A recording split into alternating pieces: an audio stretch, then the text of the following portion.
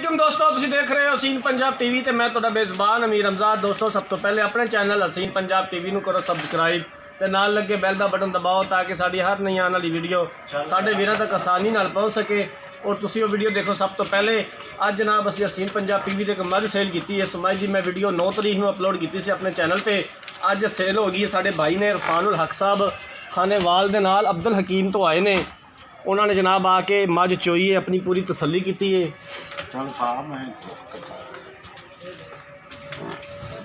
असी बेहद मशहूर है जनाब इरफानुल हक साहब दे कि उन्होंने साढ़े ऊपर यकीन किया है ते मझ अल्लाह ताला उन्होंने नसीब च करे, साह लंबे करे।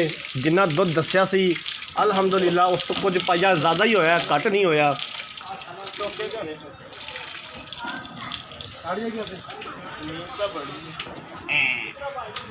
9 तरीक नूं मैं इस मझ की वीडियो अपलोड की सी। चवाई भी इनकी वीडियो के विच ही की सी। इरफानुल हक साहब आए ने, उन्होंने आके दुध चोया, पूरी अपनी तसल्ली की है।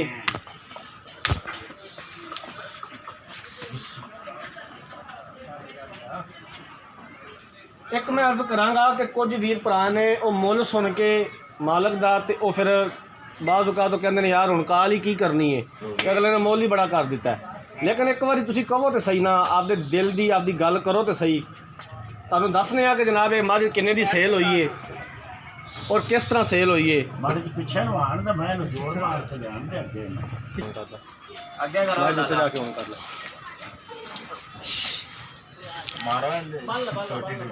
वो जनाब मझ लोड करवा दी है। और मालक को पुछने कि जनाब तू मझ किन्ने दी बेची है, पैसे आदे लै लाई।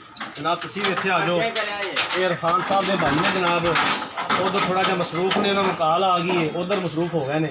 इधर आ यार कैमरे के सामने आ। पहले तो जनाब अस्सलाम वालेकुम, कित्थों आए हो तुसीं? अब्दुल हकीम तो आए हो जनाब। तुसीं इत्थे आए हो, तुहाडे नाल कोई धोखा फराड किसी किस्म का तुसीं जिहड़ी मझ वीडियो च वेखी सी इत्थे आण के वही मिली है। तुसीं अपनी दुध की चवाई की है, पूरे मुतमिन हो। किन्ने पैसे की तुसीं मझ लई है? 2,32,000 रुपये जी। भाई वारिस 2,32,000 रुपया का लै लिया पूरा मिला जी, कोई गिला शिकवा नहीं, खुश होकर जानवर दे रहे हैं जी। ठीक हो गया।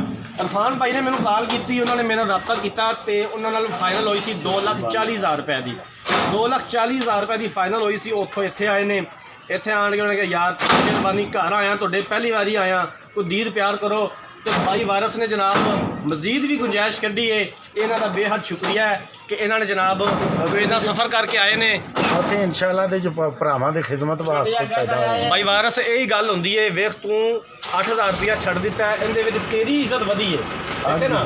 मेरे बूहे ते आण के उन्होंने आख्या तेनू मेरे भी वधी है जी, तुहाडे नाल ही साडी इज्जत वधदी। अगर तुसीं अच्छा जानवर मकूल कीमत दिओगे साडा भी दिल करेगा कि जनाब बाद विचों भी तुहाडे कोल जानवर बेचीए। मेहरबानी जनाब तुहाडे दोवां वीरां दी। लो जनाब तुसीं वीडियो देख ली, मझ मेरे कैमरा मैन ने दिखाती लोड हो गई है। असीं इंशाअल्लाह ताला इस तरह कोशिश करते रहेंगे अपने वीरां भरावां वास्ते। अगली वीडियो तक अपने मेज़बान अमीर रमज़ान को इजाज़त। अल्लाह हाफ़िज़।